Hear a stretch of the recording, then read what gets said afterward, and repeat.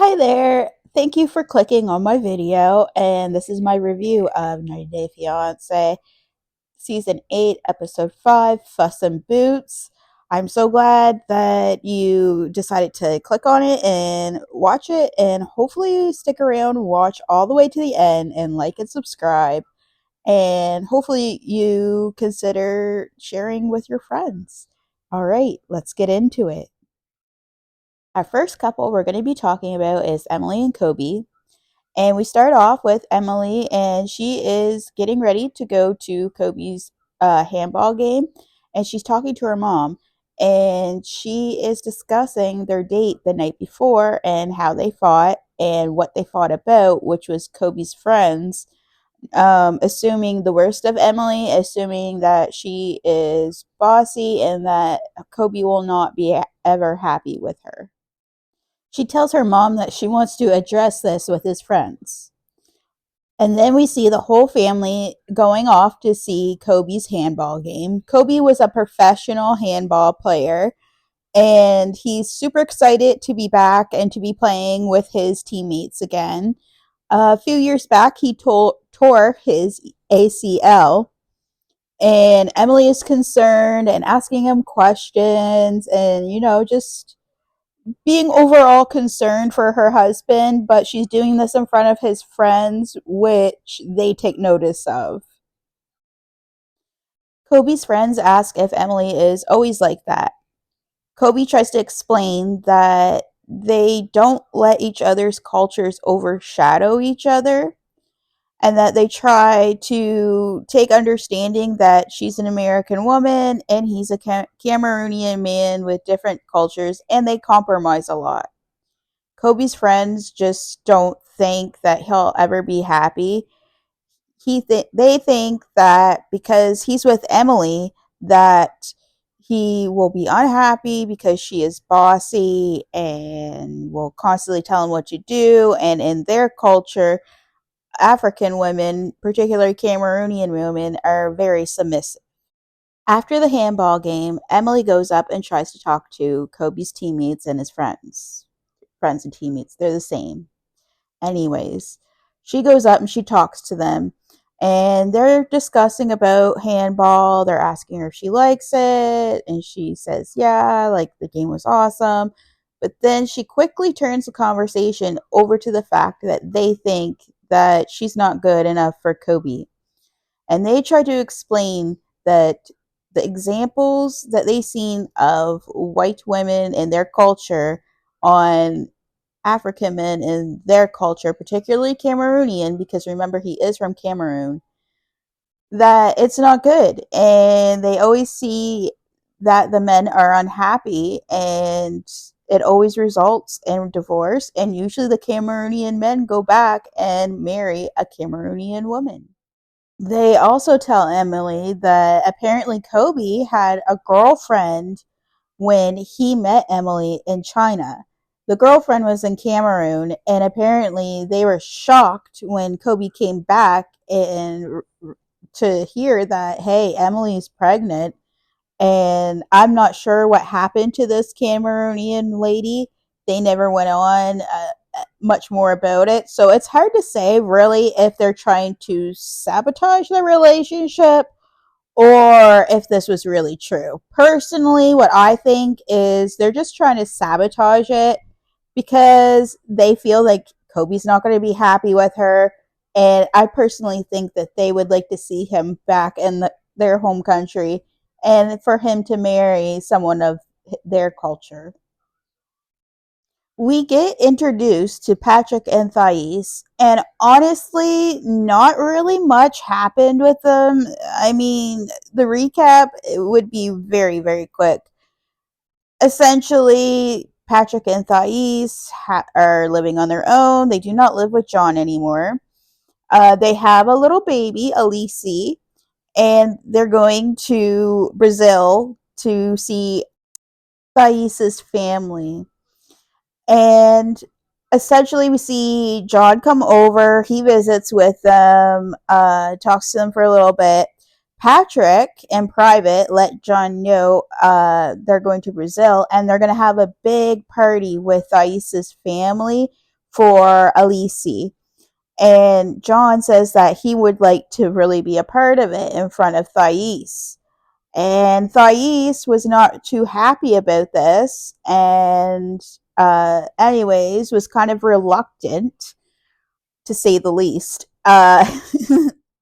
In private, both her and Patrick talk this over, and then she finds out that essentially Patrick had told John about it and wanted John to come. So she compromised, and she said that he could come. The only reason why she didn't want John to come was because she was worried that he would be foolish pants in front of her family, and she did not want to have any of that. Really, there really wasn't that much going on with Patrick and Thais. That was pretty much it. Maybe the story will pick up with them, but I'm really not sure. Even before when we seen them, I found that they were a little boring. No offense to them, but it just really wasn't that entertaining. We found that John was more entertaining while, when it was the reunion, talking about spackles. But even on the single life recently, like, I could take them and leave them, but I guess they're here for the season, so we'll find out how everything goes down in Brazil. We catch up with Gino and Jasmine, and he's chasing her down the street after she left the wedding photographer studio. And they meet up at the park, well, when he finally chases her down, and they discuss how Jasmine's depressed without her kids, and he said that he's going to file for adjustment of status right away so that she can go and at least visit with them. All the while, he's going to do the paperwork for the kids and then have a lawyer at least go over the paperwork to make sure everything's in order so that they can come over as soon as possible. So, in a way to make everything up to Jasmine, Gino takes her out to dinner and they share a fettuccine noodle, kind of like Lady in the Tramp style. It was kind of funny, it was kind of cute. Gino then asks Jasmine about, if she's thinking about them having a kid. And Jasmine really isn't too, I guess, keen on this idea. She tries to say it nicely to Gino that she does think he's father material. However, there's just a lot going on with her kids, and she just wants to make sure that she can get them over here first and then maybe, have a baby. However, in confessionals, we see that she's just reluctant overall. She feels like he lacks the empathy to be a good father, and I don't know. I don't really think, in my honest opinion, Jasmine wants to have a child with Gino. I think she has the ick, especially after this whole mess with the paperwork and her children. I think it would take a lot of convincing for Jasmine to want to have a child with Gino. But who knows? Nicole and Mahmoud. Who else was a little pissed off with Nicole this episode? I was. I mean, I get that she wants Mahmoud to assimilate to her culture, but girl, 2 days? 2 days. And then you verbally bully the guy just because he didn't feel like going out with you and your friends. Like, and she's supposed to be the older one. Like, come on, Nicole. Like, anyways, Nicole is going out with her friends to dinner, and they were all excited to see Mahmoud, and they were all curious as to why he didn't come. She explained the dress situation, and then her only male friend that was there asked, well, why didn't you just change your dress then if it was such, a hassle or bother or whatever? Why don't you just change? She told her guy friend that she's in America and she can make her own choices and decisions.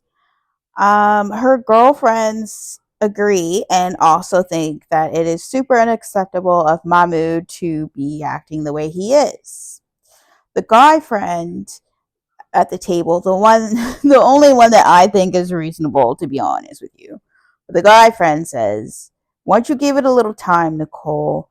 Like, he needs time to settle in and assimilate to the culture and stuff."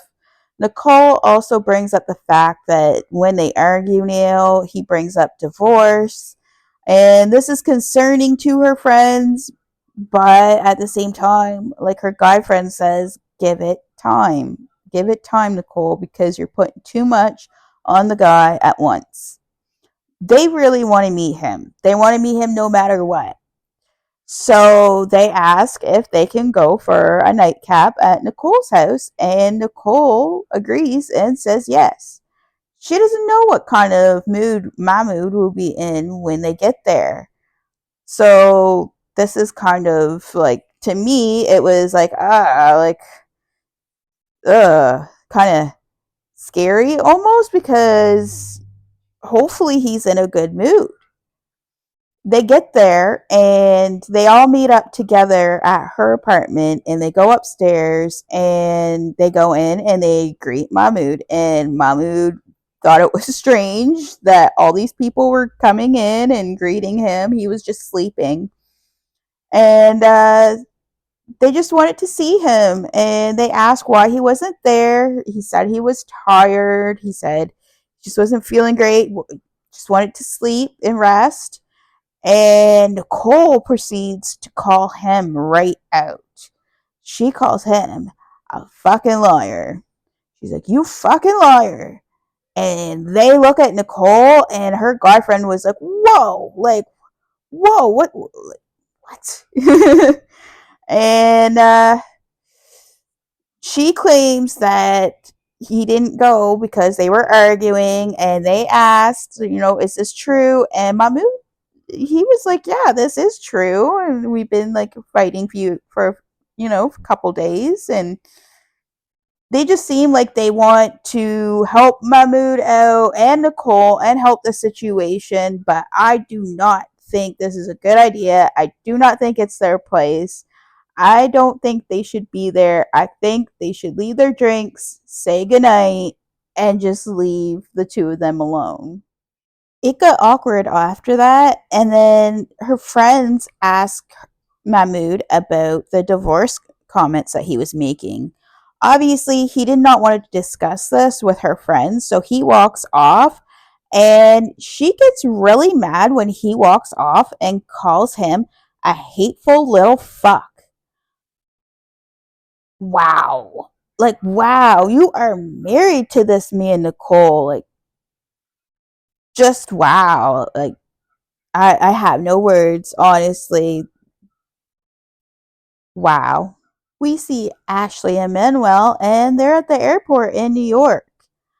Ashley is super chatty and super excited to be in the Big Apple, whereas Manuel is tired and visibly so.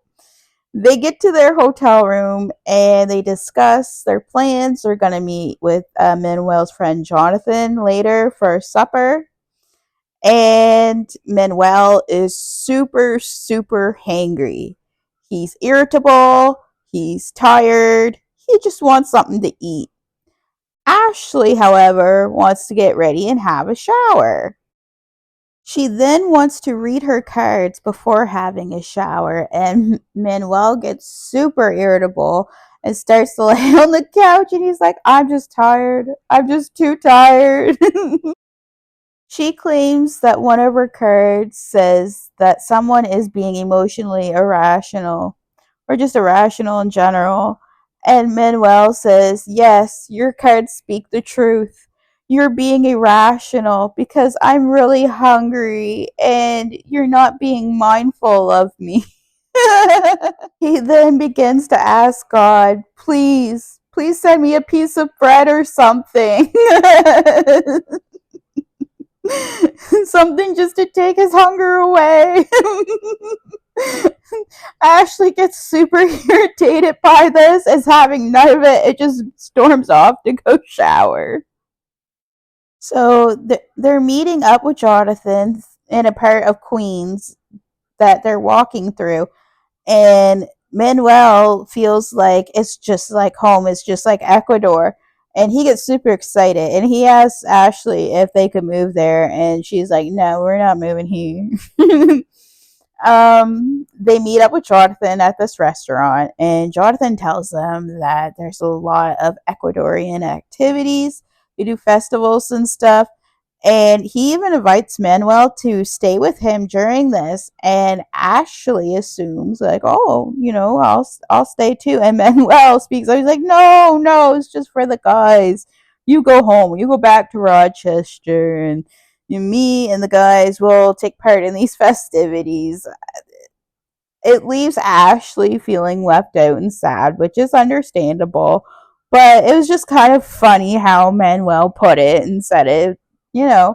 And plus, if you think about it, the guy's on his own. He has no one here. So maybe he does just want to hang out, him and the boys.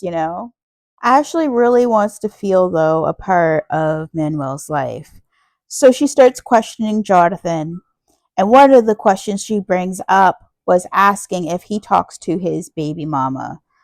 And Manuel was obviously very upset by this. He asks her, don't you trust me? And she's like, yes, of course I do. And he was saying silly women and stuff. But off camera, to the side, when we're speaking with just Jonathan, he tells us that Manuel has not, reached out, speaking, or even questioned, about any exes. But there is an ex of Manuel's who has gotten a hold of Jonathan after his wedding to Ashley, and was asking about Manuel's life, how he was doing. So I don't know if Ashley will ever find out about this. Obviously, it's on television, so she's going to find out about it now. But we'll see how everything goes and plays out. And also, I cannot wait to see how things will play out when they see Manuel's family for the very first time. We're back with Rob and Sophie at the pool. And remember, Rob and Sophie are outside because Rob asked Sophie to come outside. They start arguing because Sophie never told Rob that Callum and her used to date when they were kids. Sophie's friends and Callum can see both Rob and Sophie, and they see that Sophie's visibly upset, and they know that, they're fighting, and Kay tells Callum to go outside and see what's going on. When Callum goes out there, Sophie immediately asks him if they were ever exes. And Callum tells Rob that they weren't exes, they just messed about when they were kids. Rob proceeds to tell him that Sophie knew that he had an ex that had the same situation, had a guy best friend, but then ended up leaving Rob for the guy best friend. And here they all are, and he sees this as the exact same situation playing out in front of him. Callum tries reassuring Rob, but Rob isn't having any of it, so he just goes back inside, and Sophie apologizes, but Rob is really upset, so he leaves. Also, in an off-camera interview, when talking to Callum, we find out that he definitely would date Sophie again. So, was he there just to instigate things because he knew how bad things were between Rob and Sophie? I mean, it's really hard to say. The next day, though, we see Sophie tell Callum that she can't be friends with him, or that they have to, pretty much limit their contact. And Callum is visibly upset by this, and he does not agree. But Sophie claims, isn't just my boyfriend now. I am married. We see her meet up again with Rob that night, and she tells Rob in hopes that things will get better that she cut things off with Callum. Um, he tells us before she says this that he feels like she doesn't consider him in any of the choices she makes. And I guess this would kind of make sense because it did hurt him, especially because she knew about the past situation with his ex. So she also tells him, after she says that she cut things off with Callum, that she will move in with him tomorrow. We shall see how things will go down. I mean, in real time, we already know that Rob and Sophie are no longer together. Sorry, spoiler alert. But, I mean, I guess we'll watch the demise. We all know it doesn't work out, but I guess we'll see how it plays out on TV. And that's the end of my 90-day recap. Let me know what you think in the comments below. Again, thank you so much for watching it all the way to the end. Thank you for supporting me. And I'd ask if you could give a like and a share. And please subscribe. Thanks. And until I see you again, bye.